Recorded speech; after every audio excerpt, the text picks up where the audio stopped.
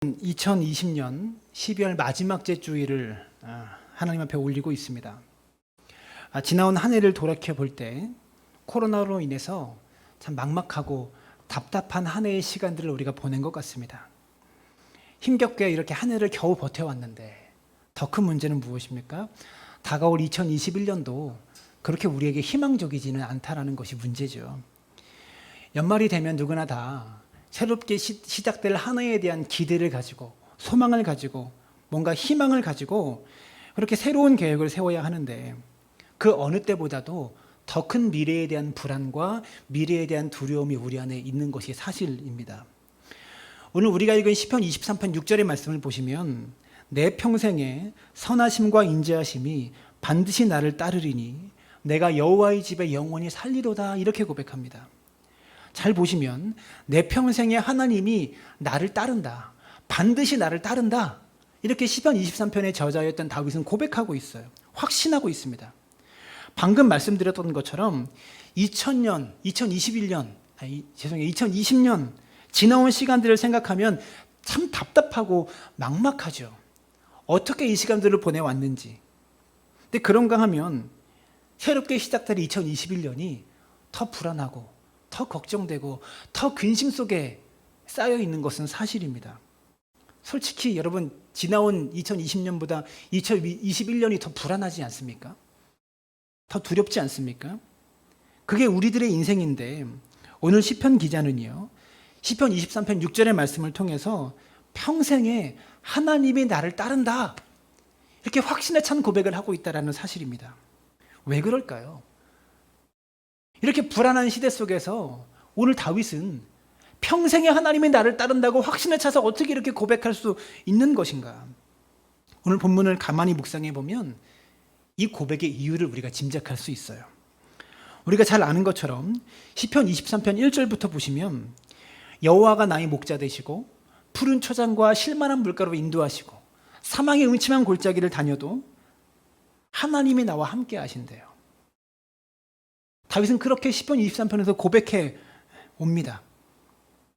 그 하나님에 대한 경험을 가지고 있는 다윗이, 그 하나님의 인도하심에 대한 체험을 가지고 있는 다윗은 평생에 하나님이 선하심과 인자하심으로 나를 도와주시더라. 나와 반드시 함께 하시더라. 이런 확신을 가지고 마지막 절에서 이렇게 고백하고 있는 거예요. 과거에도 도우셨고, 과거에 나를 도우셨기 때문에 내일도 하나님이 도우시고, 우리가 불안해하고 걱정하고 있는 2021년도 하나님이 도우실 것이다. 이 믿음을 가지고 불안해하지 않는다는 그런 말입니다. 그런 의미에서 오늘 우리가 이 말씀을 함께 살펴보는 것은 굉장히 중요하다고 생각합니다. 우리는 시편 23편 저자 다윗처럼 확신 가운데 2021년을 맞이하는 것이 아니라 다들 불안과 걱정과 두려움 가운데 2021년을 맞이하게 될 생각을 하고 있기 때문에 그렇습니다. 저는요, 오늘 아침에 예배드리는 모든 성도님들이 이 다윗의 고백처럼 확신 가운데 2021년을 맞이할 수 있게 되기를 주님의 이름으로 축원합니다. 한 해를 마무리하면서 걱정도 많았고 여러분 근심도 많았지만 걱정과 근심을 다 뒤로 하고 하나님이 나와 함께 하신다. 하나님이 나를 지키시고 보호하신다는 확신을 가지고 다윗이 고백했던 것처럼 나의 평생에 하나님의 선하심과 인자하심이 반드시 나를 도우신다. 그런 확신과 믿음을 가질 수 있게 되기를 주님의 이름으로 축원합니다. 그러면 오늘 본문에서 다윗이 고백했던 것처럼 하나님의 인도하심을 우리가 경험해야 될 텐데 오늘 본문을 통해서 다윗이 무엇을 경험했고 무엇을 체험했기 때문에 이런 확신 가운데 살 수 있는지 우리가 그것을 한번 살펴보려고 합니다. 시편 23편의 다윗처럼 평생에 하나님이 나와 함께 하신다 이 확신 가운데 살아가려면 우리에게 무엇이 필요한가? 첫 번째로 하나님의 선하심을 깨달아야 합니다. 무엇을 깨달아야 된다고요? 하나님의 선하심을 우리가 반드시 깨달아야만 이 다윗의 확신 가운데 살아갈 수 있는 겁니다. 6절 말씀에서 다윗은 평생 동안 하나님이 나에게 선한 일들을 베푸셨다라고 고백합니다. 한순간에만 선한 일을 베푸신 게 아니라 평생토록 다윗의 평생에 하나님이 선한 일을 베푸셨다라고 고백해요. 선하다라는 말을요 우리가 착각합니다. 우리가 보통 이렇게 생각하죠. 내가 보기에 좋은 것, 내가 보기에 착한 것, 여러분 그런 것을 선한 것으로 생각합니다. 근데 성경에서 여러분 선하다라는 말이 가장 많이 나오는 것이 창세기 1장이에요. 하나님께서 천지를 창조하시면서 매일매일 창조하시는 날마다 보시기에 좋았더라라고 표현하고 있어요. 여러분 그 좋았더라라는 단어가 히브리어로 선하다라는 그런 말이에요. 인간의 눈으로 볼 때 아름답다, 착하다, 이 창조된 이 자연 만물이 아름답다 그런 개념이 아니라 하나님의 관점으로 보시기에 좋았다, 선하다 이런 말입니다. 즉 기준이 인간의 시선이 아니라 하나님의 시선이 기준이고요. 하나님의 관점을 따라 하나님의 계획을 따라 하나님의 목적에 따라 쓰임 받을 때 크게 선하다라는 말이에요. 뭐라고요? 우리가 보기에 좋고 착하고 예쁜 것이 선한 게 아니라 하나님의 뜻에 따라 하나님의 관점에 따라 이 모든 것이 쓰임 받을 때 그때 선하다라는 표현이 어울리는 그런 말이라는 것이죠. 우리는 보통 모든 것이 협력하여 선을 이룬다, 이 구절을 이렇게 해석합니다. 나는 지금 힘들고 어렵지만, 나는 지금 괴롭지만 앞으로 하나님께서 나를 도와주셔서 이 모든 어려움이 다 나에게 선이 되어서 앞으로 나의 인생에 잘 될 것이다, 이렇게 이 말씀을 해석하죠. 맞는 해석입니다. 틀린 해석은 아닙니다. 근데 문제가 뭡니까? 막상 인생을 살아가 보면 잘 되는 일이 그렇게 많지 않거든요. 내 생각처럼 잘 되는 일은 별로 없고 자꾸 고통만 많아지고 어려움만 많아지는 것이 여러분 사실 우리의 인생 아닙니까? 하나님이 모든 것이 합력하여 선을 이룬다라고 말씀하셨는데 왜 내게는 그 선한 일들이 이루어지지 않는 것인가? 이렇게 생각하면서 하나님에 대한 의심이 생기기 시작한다는 것입니다. 즉, 내 기준으로 바라보는 선이 하나님 보시기에는 선이 아니고 하나님 보시기에 선한 일이 내 기준으로 바라봤을 때 그것이 선이 아니기 때문에 그렇습니다. 즉 하나님이 생각하는 선과 내가 생각하는 선이 다르다라는 거죠. 여러분 이것을 잘 보여주는 것이 창세기 50장에 나와 있는 말씀인데요. 창세기 50장에서 요셉이 그의 형들과 대화를 나눕니다. 근데 그 대화 내용을 잘 보시면 요셉의 아버지가 죽은 다음에, 야곱이 죽은 다음에 요셉의 형들은 불안해하고 걱정합니다. 요셉을 다시 만나게 되는데 요셉이 어느 순간 총리가 되어 있거든요. 근데 아버지가 죽었으니까 옛날에 우리가 요셉을 노예로 팔았는데, 죽였는데 이 요셉이 지금 총리가 되었다는 것 때문에 우리를 다시 우리에게 복수하지 않을까라고 형들이 두려워하고 걱정하고 있어요. 그때 요셉이 이렇게 말합니다. 창세기 50장에 보시면 19절부터 20절에 요셉이 그들에게 이르되 두려워하지 마소서, 내가 하나님을 대신하리이까. 당신들은 나를 해하려 하였으나 하나님은 그것을 선으로 바꾸사 오늘과 같이 많은 백성의 생명을 구원하게 하시려 하셨나니. 우리는 이 말씀을 읽을 때 보통 이렇게 해석합니다. 요셉이 비록 노예가 되고 감옥에도 들어가서 고통스러운 세월을 보냈지만 지금은 총리가 되었으니, 즉 선하게 되었으니, 선한 일이 그의 삶 가운데 일어났으니 넉넉히 용서하겠습니다. 그런 마음으로 이 말씀을 바라보죠. 근데 본문을 잘 읽어보면 뭐라고 되어 있습니까? 형들이 나를 해롭게 하려고 한 것이 맞다, 형들이 나를 죽이려고 한 게 맞다라고 요셉은 분명히 언급하고 있다는 거예요. 즉 그 감옥에 들어가는 비참한 일을 요셉이 당했지만 세월이 지나가 보니 그 감옥에 들어간 일이, 노예로 팔린 그 일이 내게 선한 일이었다라고 요셉은 고백하고 있는 거예요. 요셉이 총리가 되었기 때문에 그게 선한 일이 아니라 노예로 살았고 감옥에 있어도 그것이 하나님의 관점에서는 선한 일이었다, 요셉은 그렇게 고백하고 있다는 겁니다. 우리는 자꾸 이렇게 생각합니다. 하나님, 내가 지금 힘들고 어렵습니다. 이 어려움을 선으로 바꾸셔서 내가 좀 더 잘 되게 하시고 돈 많이 벌도록 도와주십시오라고 생각합니다.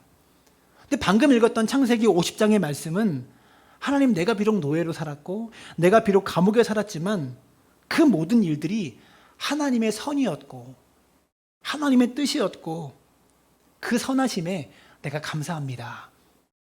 요셉은 이것을 고백하고 있는 거예요. 내 관점으로 바라보는 선과 하나님의 관점으로 바라보는 선이 완전히 다르다, 이런 말입니다. 그러면 우리의 기도가 어떻게 되어야 정상입니까? 하나님, 비록 내가 부서지는 일이 있어도, 하나님의 영광이 드러나길 원합니다. 내가 고생스럽고 비록 어려워져도 내가 좀 안 되는 일이 있더라도 내 삶을 통해 하나님의 목적이, 하나님의 영광이 내 삶을 통해 드러나길 원합니다. 이렇게 기도해야 마땅하다라는 거죠. 근데 실제로 우리의 기도가 어떻습니까? 하나님, 나는 하나님의 선이 뭔지는 관심 없어요. 하나님의 뜻이 뭔지는 관심이 없고 그럼 내가 잘 되길 원합니다. 그냥 축복만 좀 주세요. 이게 우리의 기도라는 것이죠. 우리의 기도가 왜 매일 이런 식일까요? 여러분, 올 한 해 2020년을 돌이켜 보십시오. 여러분, 우리의 삶에 하나님께서 베풀어 주신 그 모든 일을 돌이켜 보면 선하지 않은 일이 뭐가 있었습니까? 2020년도에 하나님께서 여러분의 삶 가운데 주신 이 모든 일들이 선하지 않은 일들이 뭐가 있었습니까? 이 코로나의 재앙으로부터 하나님이 여러분을 지켜주셨습니다. 여러분, 지켜주셨잖아요. 모두가 경제적으로 어렵고 힘든 가운데 이 한 해를 살아갔는데 그래도 견디게 하셨고 버티게 하셨습니다. 망해가지고 나가 떨어지는 사람도 참 많은데 하나님이 살려주셨고 버티게 해주셨어요. 여러분, 요즘 제일 잘 되는 사업이 뭔지 아세요? 요즘 제일 잘 되는 사업이 그 철거 사업이래요. 망하는 집이 워낙 많아서 인테리어 부시는 사업이 한 달 전에 예약해도 철거를 못 한대요. 다 망해서 집도 절도 다 포기하는 그런 시대에 여기까지 오게 하셨잖아요. 올 한 해 동안 하나님께서 여러분 삶 가운데 베푸신 그 모든 일들 가운데 선하지 않은 일이 어디 있었습니까? 여러분, 저를 봐도요. 교회 살림을 이렇게 한번 보면 이번 달 사례비는 나올 수 있을까? 매번 걱정하면서 왔는데 하나님이 다 주셨어요. 여러분, 제가 사례비를 받았다는 것은 무엇을 의미하는 줄 아세요? 여러분의 삶을 그래도 버텼다. 여러분이 어려워지면 저도 어려워지는 거예요. 성도님들의 경제적 사정이 어려워지면 저도 함께 어려워지는 겁니다. 근데 단 한 달도 하나님께서 안 주신 적이 없어요. 하나님께서 베푸신 모든 일들 가운데 선하지 않은 일이 어디 있었냐라는 거죠. 여러분, 우리가 하나님이 선하지 않았다라고 생각되는 모든 결과들은 하나님의 베푸신 것이 아니라, 하나님께서 그렇게 하신 것이 아니라 내가 하나님의 선에 대해서 내 관점으로서의 선만 바라봤기 때문에, 하나님의 뜻과 목적에 대해서는 생각하지 않고 내 관점의 선만, 내 관점의 좋은 것만 생각했기 때문에 하나님께서 베푸신 것이 아무것도 없는 것처럼 느껴지는 거예요. 사랑하는 여러분, 우리가 끝까지 하나님을 신뢰하면, 끝까지 하나님을 바라보고 하나님을 신뢰하면 하나님께서 주시는 결과들은 언제나 다 선하게 되어 있습니다. 그 선하심을 온전히 신뢰하지 못했고 내 뜻만 앞세우면서 하나님의 선을 체험하지 못한 채 지나온 세월들을 살아낸 것뿐입니다. 여러분, 요셉처럼 견뎌내야만 하나님을 체험할 수 있는 겁니다. 요셉처럼 버텨내야만 하나님의 선하심을 체험할 수 있는 거예요. 우리는 늘 요셉의 결과만 꿈꿉니다. 근데 요셉의 감옥에 있는 그 13년의 세월, 1년도 아니고요, 13시간도 아니고 13일도 아니고 13년의 세월, 우리가 이것을 무시해버려요. 요셉의 결과가 아니라 요셉의 과정도 견딜 수 있도록 꿈꿔야지만 요셉과 같은 날이 오는 거예요. 그래서 오늘 본문의 시편 기자는 이렇게 고백합니다. 내 평생에 하나님의 선하심과 인자하심이 반드시 나를 따른다. 사랑하는 여러분, 우리의 마음가짐 속에 내 기준의 선, 내 관점의 선만 생각하는 것이 아니라 하나님의 관점에서의 선한 일이 벌어지기를 사모하는 우리 모두가 될 수 있게 되기를 주님의 이름으로 축원합니다. 두 번째로, 다윗처럼 평생에 하나님이 함께 하신다, 이 확신에 차서 우리가 살아가려면 무엇이 필요한가? 하나님의 인자하심을 우리가 경험해야 됩니다. 하나님의 인자하심을 경험해야 우리는 내 평생에 하나님의 나를 도우실 것이다, 이 확신 가운데 살아갈 수 있습니다. 다시 한번 6절의 말씀을 보시면 내 평생에 선하심과 인자하심이 반드시 나를 따르리니, 이렇게 말하죠. 여기서 인자하심이라고 표현하는 단어가 히브리어로 헤세드라는 단어인데요. 어떤 구약학자들은요, 자신의 평생 이 헤세드라는 단어 한 단어만 내가 연구했는데, 인자하심, 이 헤세드라는 단어를 내가 평생토록 연구해 왔는데 아직 헤세드의 입구밖에 모르겠다, 이렇게 말하는 학자들이 많이 있어요. 그렇게 표현할 만큼 이 인자하심이라는 단어, 헤세드라는 단어는 의미가 폭넓은 그런 의미를 담고 있습니다. 그래서 제가 이 짧은 설교 시간에 헤세드의 단어, 인자하심이라는 단어의 의미에 대해서 다 설명할 수는 없을 것 같고요. 제 나름대로 이해하고 있는 이 인자하심, 하나님의 인자하심이라는 단어를 설명하려고 합니다. 저는 헤세드를, 인자하심을 이렇게 표현하고 싶어요. 하나님의 끈질긴 사랑. 하나님의 끈질긴 사랑. 그것을 인자하심이라고 표현합니다. 즉 하나님이 우리를 끝까지 사랑하시고, 어떻게 사랑하시고, 끝까지 사랑하시고 끈질기게 사랑하시는 그 하나님의 사랑하심을 하나님의 인자하심이라고 표현하고 싶어요.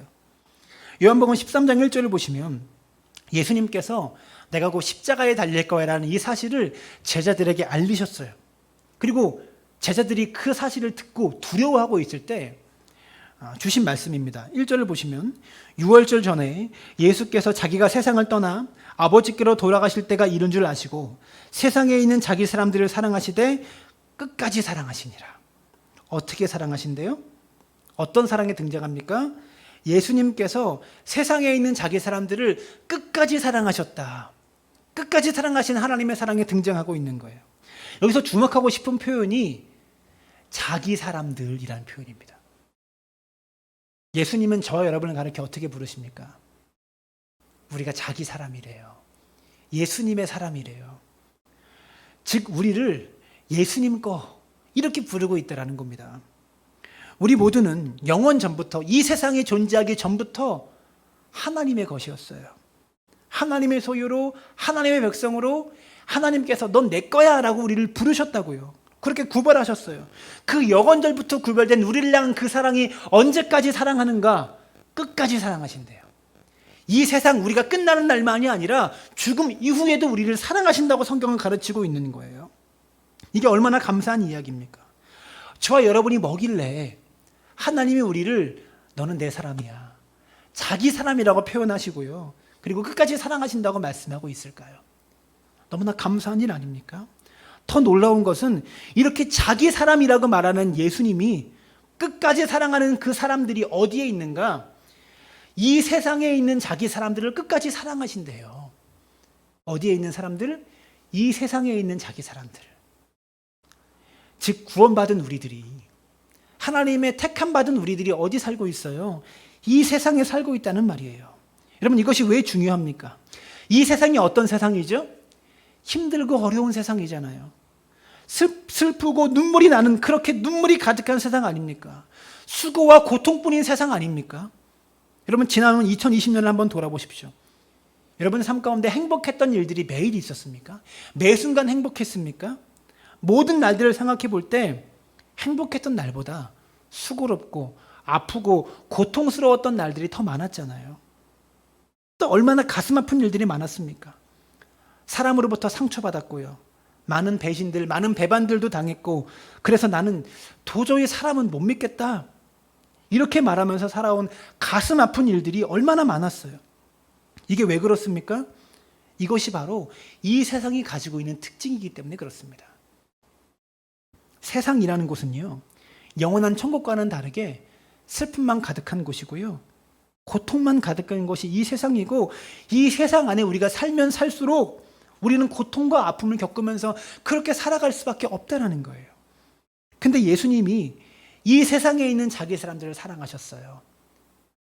고통을 겪으며 살고 있는, 아픔을 겪으며 살고 있는 자기 사람들을 사랑하셨어요. 그 말이 무슨 말이냐? 자기 사람들이, 예수님 것인 우리들이 이 세상에서 고통받고 아픔을 당하고 괴로움을 당하는 그 모든 것들을 우리 주님이 알고 계신다는 말입니다. 주님이 알고 계신다는 거예요.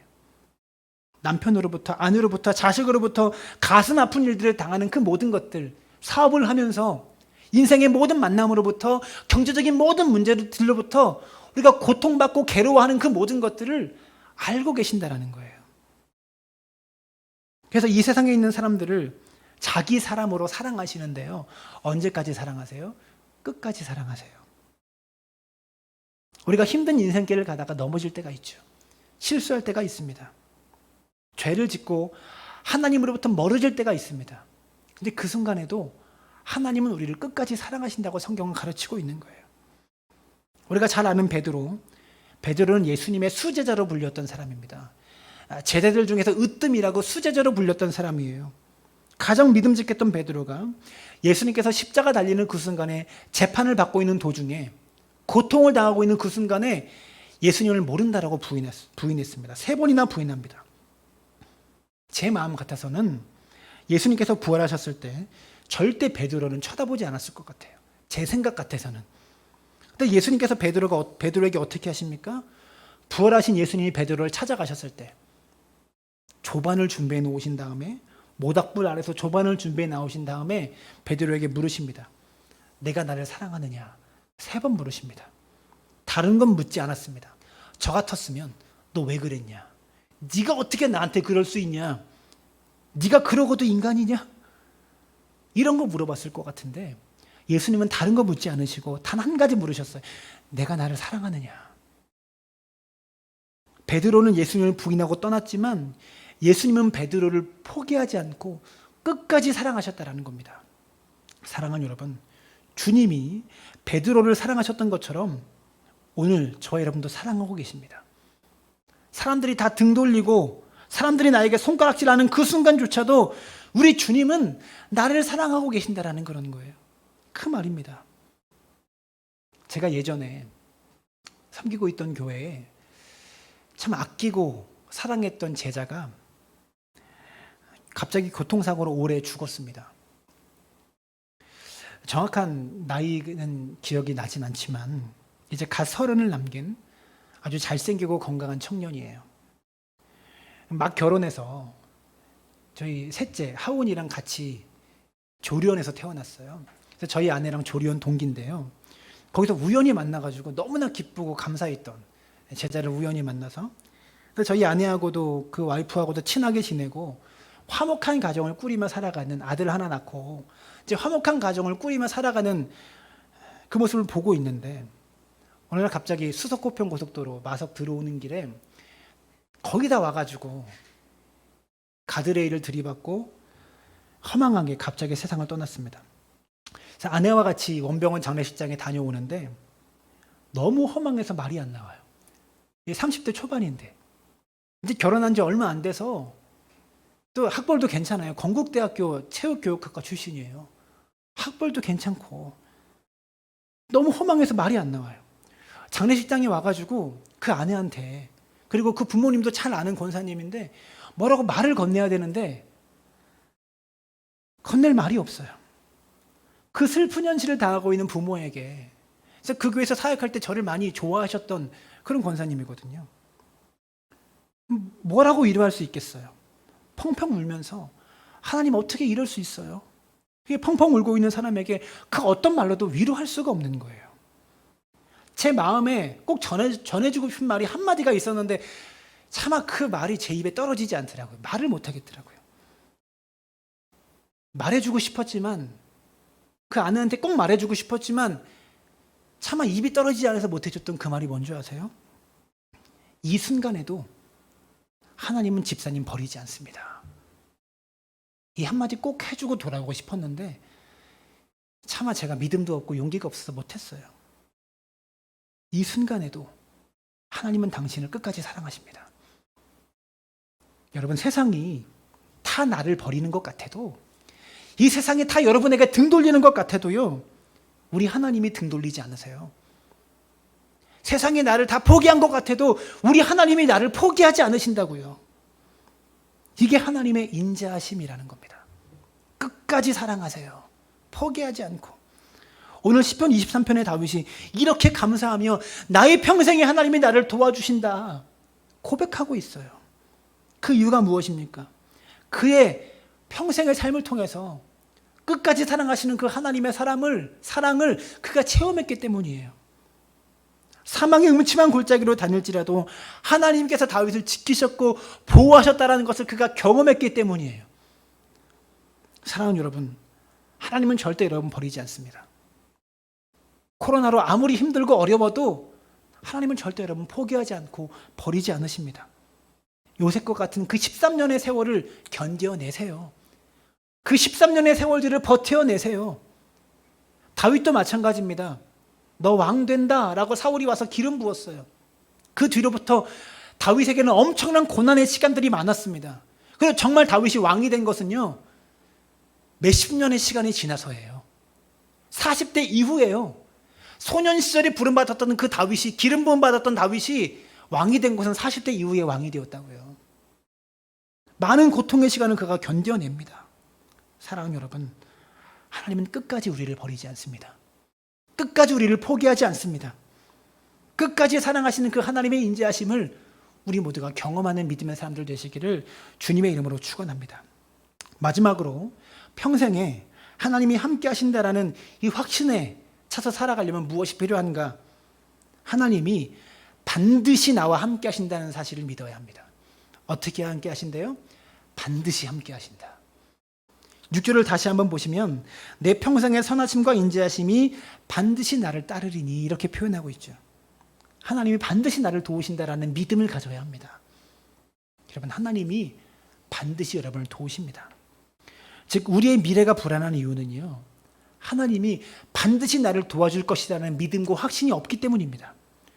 오늘은 하나님이 도와주셨을지 모르지만 내일 혹시 안 도와주면 어떡하지? 작년에는 하나님 도와주셨지만 내년에는 또 안 도와주시면 어떡하지? 이런 불안이 우리에게 있을지 몰라요. 근데 여러분, 하나님은 어쩌다 한번 우리를 도우시는 것이 아니라 매 순간마다 반드시 우리를 도우시는 분이십니다. 찬송가 413장을 작곡했던 사람이 스패포드라는 사람인데요. 그는 시카고에 있는 무디 교회 회계 집사였습니다. 그리고 교수였고 변호사였어요. 잘 나가는 사람이었어요. 근데 어느 날 시카고에 큰 화재가 일어납니다. 그래서 그의 모든 집이 다 불타버렸습니다. 전 재산을 하루아침에 다 잃어버린 거예요. 그리고 아내는 충격으로, 그 화재 사건의 충격으로 병을 얻게 되었어요. 그리고 자신은 이 사태를 수습하기 위해서 아내와 그 4명의 딸들은 요양차 유럽으로, 그때 때마침 무디가 부흥회를 연다는 소식을 듣고 유럽으로 피난차 그리고 요양차 유럽으로 여행을 보냈어요. 하루아침에 가지고 있던 모든 재산을 화재로 인해서 모두 잃어버리게 됐기 때문에 아픈 아내와 4명의 딸들은 유럽으로 부흥회에 참석할 겸 요양을 보냈고 자기는 남아서 뒷수습을 하고 있는데 가족들이 탄 배가 유럽으로 가고 있는 중에 영국의 철선과 함께 부딪혀가지고요, 아내 혼자만 배 위에서 겨우 살아남고 4명의 딸들은 모두 바다에 빠져 죽고 말았습니다. 시카고에 남아서 뒤처리를 하고 있다가 연락을 받은 그는 아내라도 보려고, 그래도 살아있다고 하는 아내라도 보려고 얼른 배를 타고 유럽으로 가고 있는데, 유럽으로 타고 가는 배를 타면서 이렇게 가고 있는데 어느 순간에 선장이 자기를 부르더래요. 그래서 이렇게 말을 건넵니다. 아마 좋은 마음으로 선장이 불렀던 것 같아요. 지금 이 바다가 당신 4명의 딸이 침몰 사건으로 빠져 죽은 바다입니다. 그 말을 듣자마자 견딜 수 없는 눈물과 서러움이 복받쳐 오른, 겨우 참고 있었는데 견딜 수 없는 서러움과 복받침이 막 일어나가지고요, 그 자리에서 배 위에서 주저앉아서 펑펑 울었다고 합니다. 한참을 하나님 어떻게 이럴 수 있습니까? 당신이 하나님입니까? 라고 따지면서 이렇게 기도하는 그 순간에 갑자기 마음속에 원인 모를, 이유 모를 평안이 찾아오면서 찬송가 413장의 가사가 떠오르는데요. 가사가 이렇습니다. 내 평생에 가는 길 순탄하여 늘 잔잔한 강 같은지 큰 풍파로 무섭고 어렵든지 나의 영혼은 늘 편하다. 자신의 모든 재산이 화재로 인해서 다 잃어버리고 또 그렇게 사랑했던 4명의 자녀가 다 바다에서 빠져서 죽어버린 바로 그 바다 위를 지나가면서 말도 안 되는 찬양, 나의 영혼은 늘 편하다. 여러분, 세상 사람 같으면 정신 나갔다고 그럴 거예요. 저도 설교를 하면서 이 예화를 써야 되나? 이 생각이 들었어요. 세상 사람 같으면 정신 나갔다라고 생각할 겁니다. 여러분, 살다 보면 잔잔한 강 같은 날을 지날 때도 있습니다. 반드시 그런 날만 우리에게 있는 것이 아니라 큰 풍파가 몰아닥칠 날도 있어요. 고난은 한 번 오고 또 평안 오는 것이 아니라 고난이 끊임없이 거친 파도처럼 계속 우리에게 몰아닥칠 때가 분명히 있어요. 그런데 잔잔한 강을 지날 때나 큰 풍파를 만날 때나 하나님 안에 있는 사람은 평안할 수 있는 거예요. 자녀를 잃어버린 고통이 잊어버려진 게 아니에요. 이 슬픔이 기쁨으로 변했, 이게 아니에요. 고통 가운데 있어도 자녀를 잃어버려서 너무나 괴롭고 슬퍼도 그래도 하나님이 그의 인생을 책임져 주시고 붙드신다. 그 확신에 있는 거예요. 슬픔은 여전히 한쪽 구석에 남아있지만. 사랑하는 여러분, 인생의 풍파 속에서 여러분이 하나님을 아는 만큼 평안하고요, 인생의 풍파 속에서 내가 하나님을 모르는 만큼 불안합니다. 하나님을 아는 사람은 풍파 속에 있어서 평안할 수 있고요, 왜 불안하고 왜 고통스럽고 왜 두려움과 미래가 하나님을 모르기 때문에 불안하고 두려운 거예요. 이사야서 43장 2절은 이렇게 말합니다. 내가 물 가운데로 지날 때에 내가 너와 함께 할 것이라. 강을 건널 때에 물이 너를 침몰하지 못할 것이며 내가 불 가운데로 지날 때에 타지도 아니할 것이요 불꽃이 너를 사르지도 못하리니. 불 가운데 지날 때 내가 너와 함께하고 물 가운데 지날 때 내가 너와 함께 하겠다라는 말입니다. 여러분 생각해 보십시오. 불 가운데 지날 때 함께 하겠다라고 말씀하시면 불을 지나봐야 그 하나님을 체험할 수 있을 거 아닙니까? 물 가운데 지날 때 내가 너와 함께 하겠다라고 말씀하시면 우리가 인생의 물을 지나봐야 하나님의 함께 하심을, 물 가운데 함께 하신 하나님을 경험할 수 있는 거잖아요. 불 가운데 들어가 봐야 불 가운데 함께 하신 하나님을 체험할 수 있고, 물 가운데 들어가 봐야 물 가운데 함께 하신 하나님을 경험할 수 있다는 거예요. 사랑하는 여러분, 앞으로 닥쳐올 미래 2021년 여러분의 삶 가운데 불이 닥칠 수 있고요, 물이 닥쳐올 수 있습니다. 그러나 불 가운데 지나든지 물 가운데 지나든지 반드시 하나님이 여러분과 함께 하십니다. 반드시 하나님의 선하심과 이 인자하심이 여러분을 따릅니다. 이사야서 49장 15절은 이렇게 말합니다. 여인이 어찌 그 젖먹는 자식을 잊겠으며 자기 태에서 난 아들을 긍휼히 여기지 않겠느냐. 그들은 혹시 잊을지라도 나는 너를 잊지 아니할 것이라. 사랑하는 여러분, 하나님이 반드시 선하시고 그 인자하심으로 우리를 도우십니다. 오늘 아침에 예배드리는 모든 성도님들이 내가 원하는 선이 아니라 하나님께서 그리시고 하나님께서 원하시는 하나님의 관점에서의 선을 바라보고 기대할 수 있게 되기를 바라고요, 끝까지 우리를 사랑하시는 그 하나님의 인자하심을 붙들고 요셉의 13년, 다윗의 수십 년을 견뎌내는 믿음의 사람들 되시길 바랍니다. 반드시 하나님이 여러분을 도우십니다. 반드시 하나님이 2021년도에도 우리와 함께 하십니다. 그 믿음으로 주님과 함께 동행할 수 있는 믿음의 사람들 되어주시기를 주님의 이름으로 축원합니다.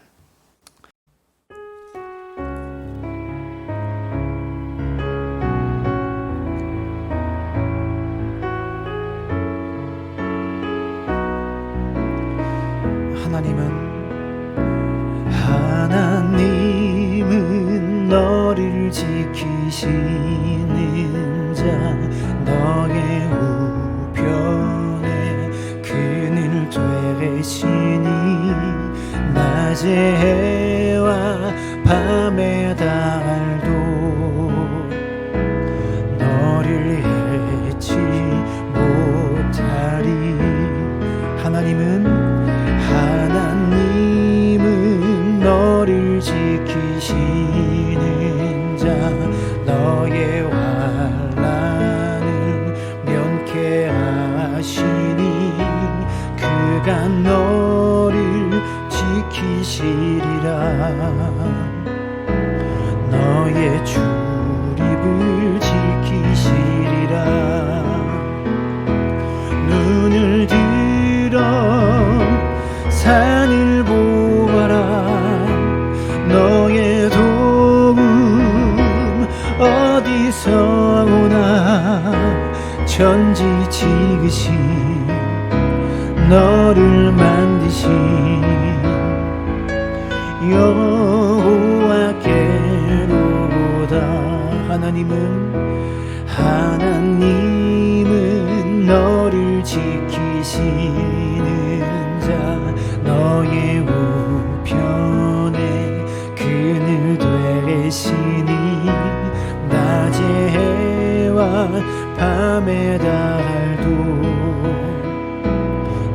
너를 해치 못하리.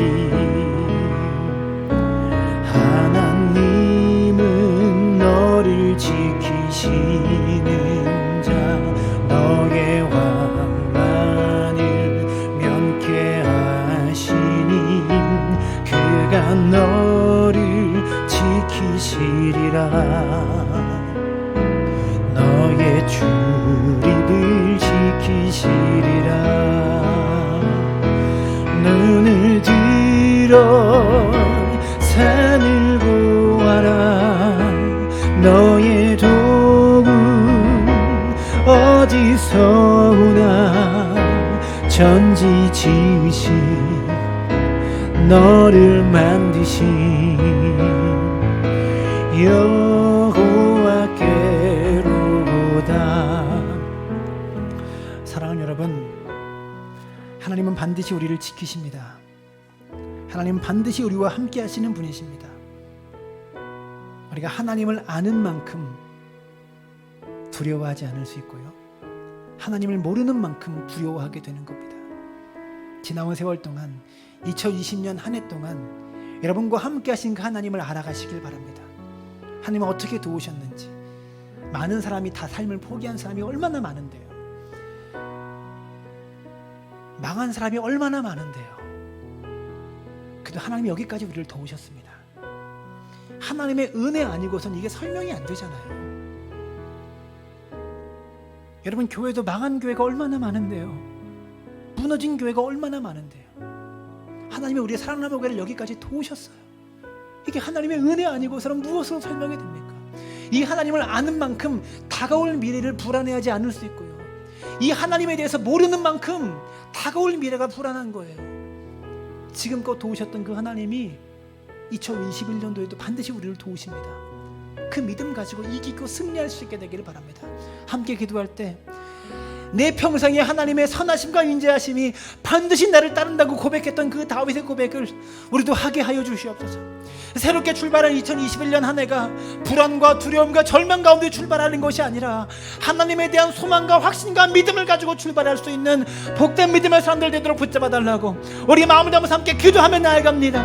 살아계신 아버지 하나님, 우리 가운데 역사하시고 함께 하시기를 간절히 소망하며 원합니다. 아버지 하나님이여, 하나님의 2020년도에도 이 불안하고 두렵고 걱정 많은 세상, 이 세상 속에서도 하나님 우리를 어떻게 도우셨는지